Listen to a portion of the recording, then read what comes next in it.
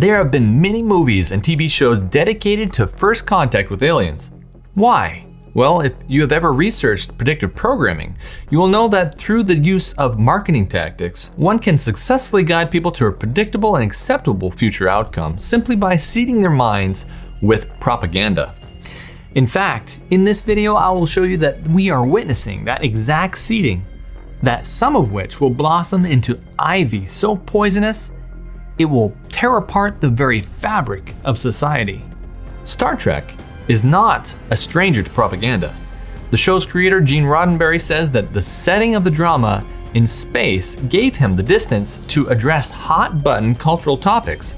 He said, "If I wanted to talk to people about sex, religion, politics, make some comments against Vietnam, and so on, it might get by." And it did. You see, Roddenberry was convinced that he could alter society simply by producing content similar to the current events, but just far enough away to be shrugged off as entertainment. Probably the most often asked question about the show is why the Star Trek phenomenon?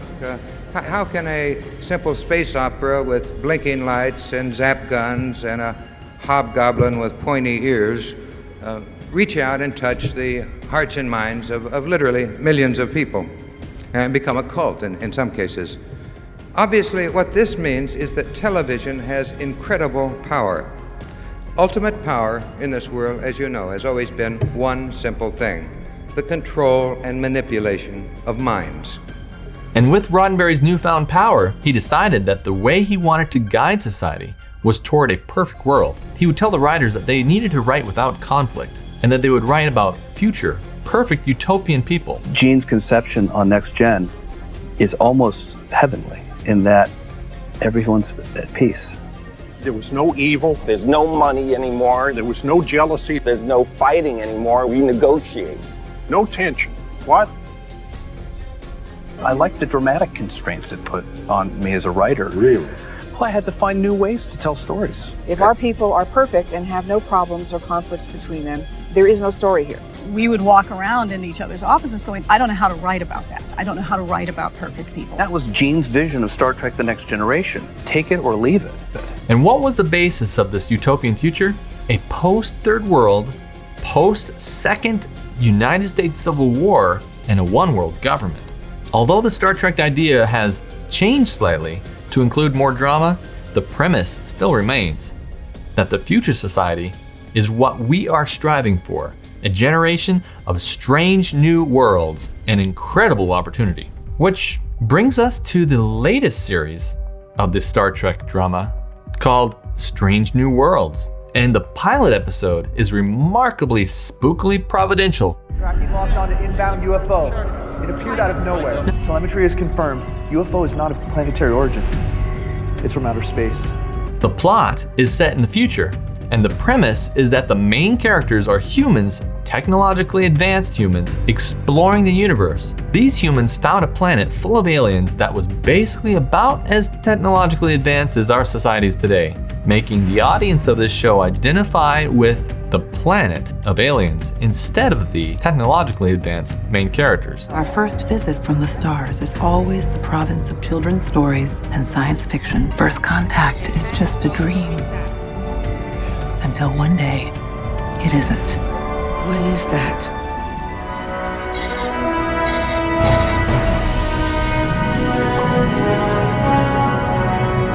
Obviously, Star Trek is based off an evolutionary idea where there must be many worlds of advanced humans.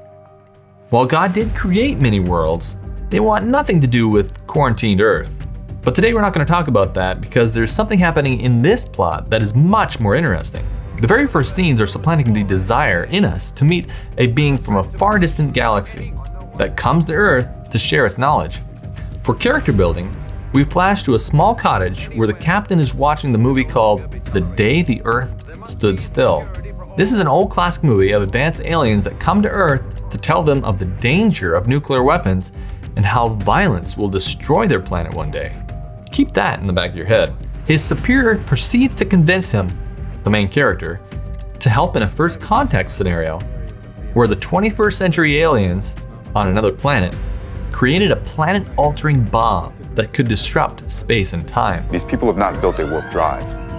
Based on these readings, they have built a warp bomb.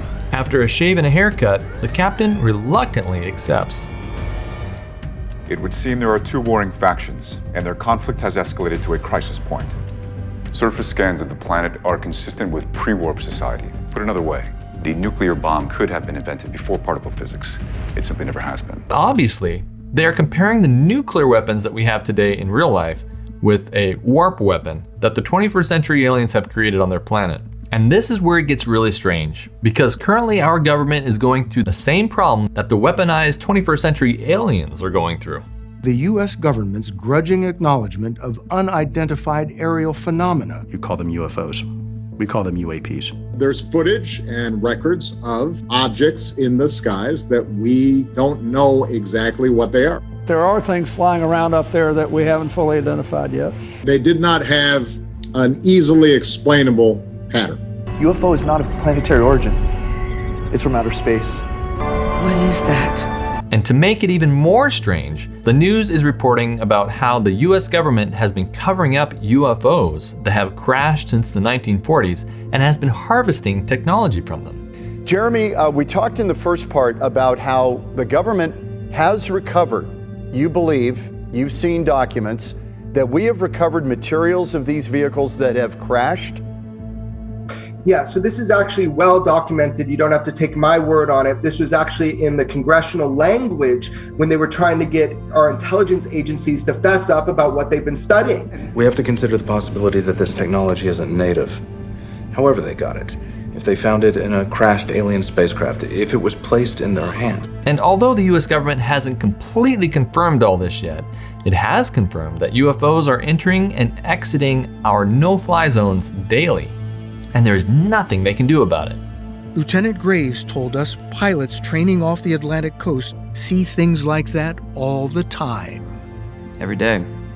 Every day for at least a couple of years. Wait a minute, every day for a couple of years? Mm-hmm. Several former U.S. Air Force officers have shared that almost 70 years ago, they witnessed multiple unidentified aerial phenomenon sightings over 2 U.S. nuclear bases. Shockingly, the men also claim that these 1964 aerial sightings occurred nearly simultaneously with the spontaneous immobilizing of the base's nuclear intercontinental ballistic missiles, suggesting that whatever or whoever was up there successfully disabled the ICBMs from above. Friend of the show, Emily Jashinsky, attended a Tuesday press conference held at the National Press Club in Washington, where a panel of former USAF officers detailed those incidents and others like them.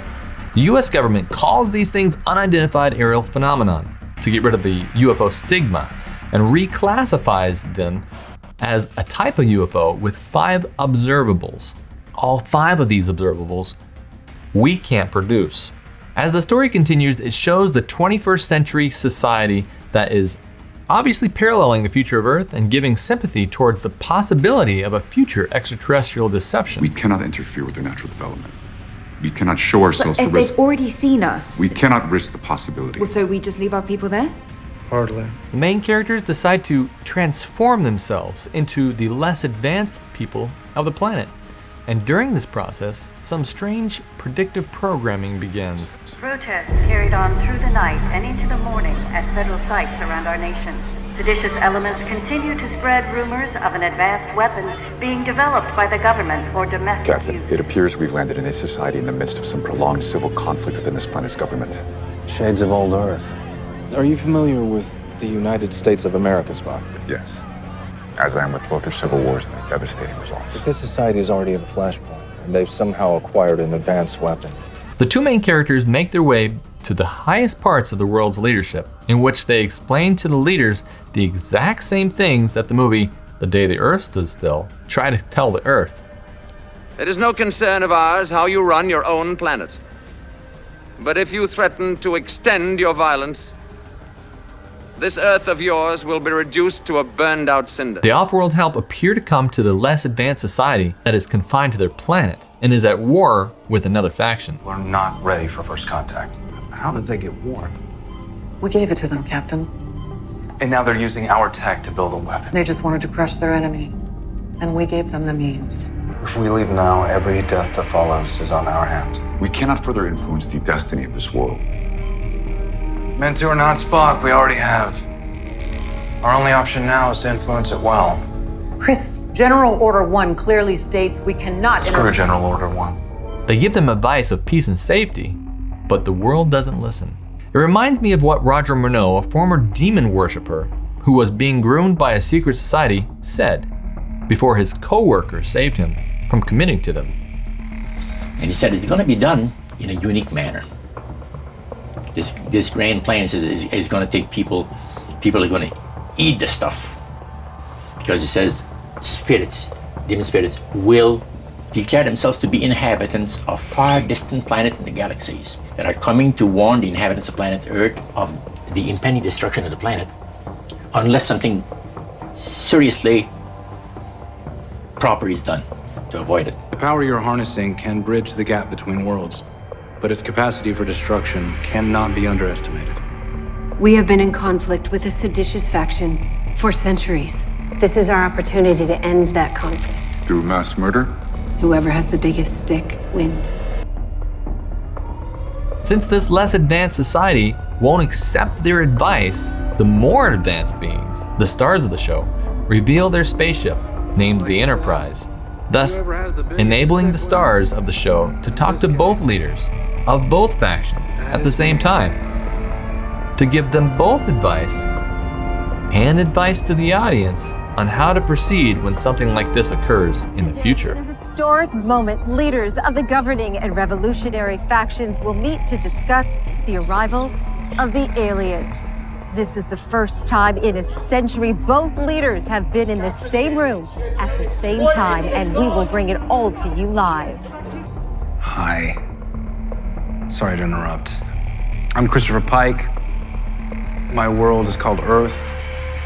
And though it's far from here, my people and yours are very much alike. But we were not always peaceful. This is Earth in our 21st century. Before everything went wrong. It's a lot like your world today. Our conflict also started with a fight for freedoms. We called it the Second Civil War, then the Eugenics War, and finally, just World War III. This was our last day. The day the Earth we knew ceased to exist. What began as an eruption in one nation ended in the eradication of 600,000 species of animals and plants and 30% of Earth's population.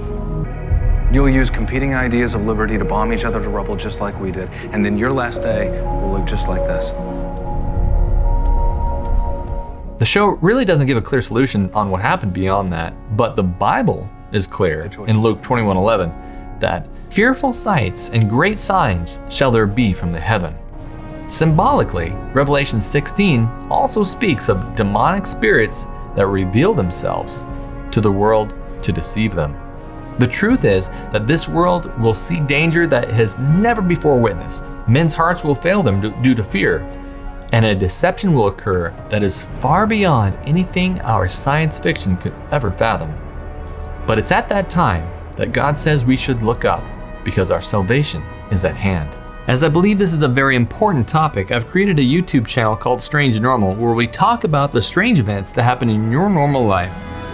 And we've created 2 documentaries, Starfall, the strange connection between Christians and UFOs, and Disclosed, deceiving the world. Both of those are fantastic documentaries that I highly recommend watching. They will get you started in understanding what's going on in your world currently.